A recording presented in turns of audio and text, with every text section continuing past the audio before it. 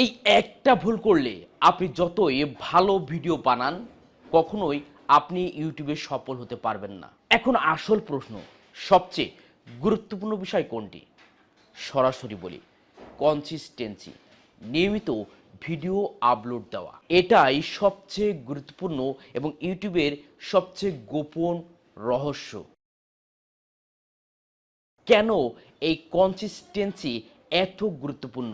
Algorithm তোমাকে চিনবে, YouTube বুঝতে পারবে তুমি সিরিয়াস কিনা। নিয়মিত ভিডিও আপলোড করলে ভিডিও বেশি রিচ পায়, দর্শক তৈরি হয়, মানুষ তোমার ভিডিওর জন্য অপেক্ষা করবে। একদিন দিলে 10 দিন না দিলে এই যে মাঝখানে গ্যাপ হয় এবং এই গ্যাপের কারণে অনেকেই আপনাকে ভুলে যাবে।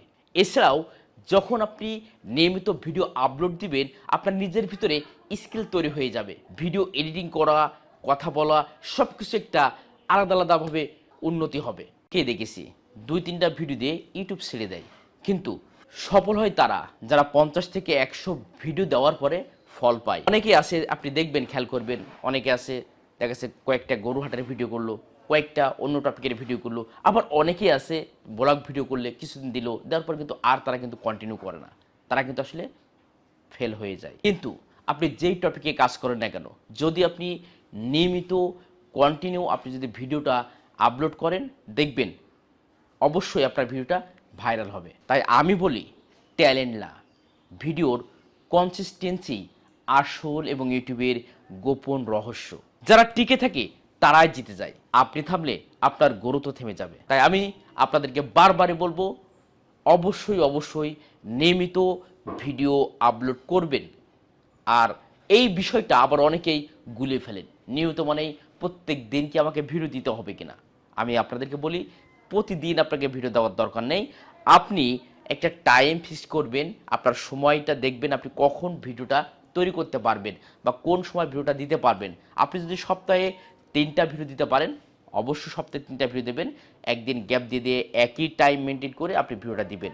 আপনি যদি মনে করেন আপনি সপ্তাহে 2টা ভিডিও করতে পারবেন, অবশ্যই সোম এবং শুক্রবার যে কোনো একটা টাইম মেনটেন করে ওই একই টাইমে একই সময়ে আপনি ভিডিওটা দিবেন। এটাকেই বলে নিয়মিত ভিডিও দেওয়া। অবশ্যই এই বিষয়গুলো মাথা রাখবেন। আবার অনেকেই আছেন, অনেকেই কমেন্ট করে বলেন যে ভিডিওর লেন্থ কতটুকু করলে ভালো হয়। দেখেন, ভিডিওর টপিক ছাড়া এক্সট্রা বেশি কিছু আমি মনে করি বলার কোনো প্রয়োজন নেই। আপনি যত এক্সট্রা বকবেন তত আপনার অডিয়েন্স, আপনার দর্শক বিরক্ত হবে এবং তারা কিন্তু ওখান থেকে সরে যাবে।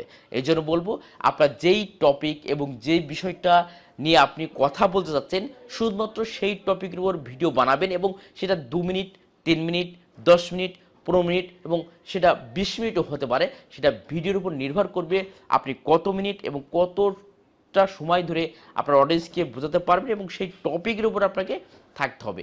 এগুলো মাথায় রাখবেন। আমি অনেক কিছু রিসার্চ করে সব কিছু দেখে শুনে একটা বিষয় দেখেছি, ইউটিউবের যদি কোনো গোপন রহস্য থাকে যেটা নিয়ে কেউ কথা বলে না, সেটাই কিন্তু হচ্ছে এই কনসিস্টেন্সি, অর্থাৎ ভিডিও নিয়মিত দেওয়া।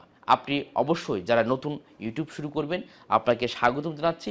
আপনারা অবশ্যই আপনার টপিকটা সিলেক্ট করুন এবং সেই টপিক অনুযায়ী আপনি নিয়মিত কাজ করুন। আল্লাহর রহমতে দেখবেন ইনশাল্লাহ একদিন সফল ইউটিউবার হবেন। তবে হ্যাঁ, ফেক কিছু ভিডিও থাকবেন না।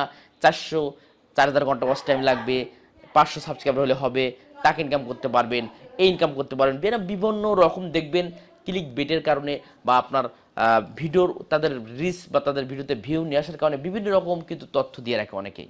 বাইরে এগুলো থেকে একটু বিরত থাকবেন। আপনি সঠিক উপায়, সঠিক নিয়মে কাজ করুন, ইনশাল্লাহ সাকসেস হবেন। Best of luck.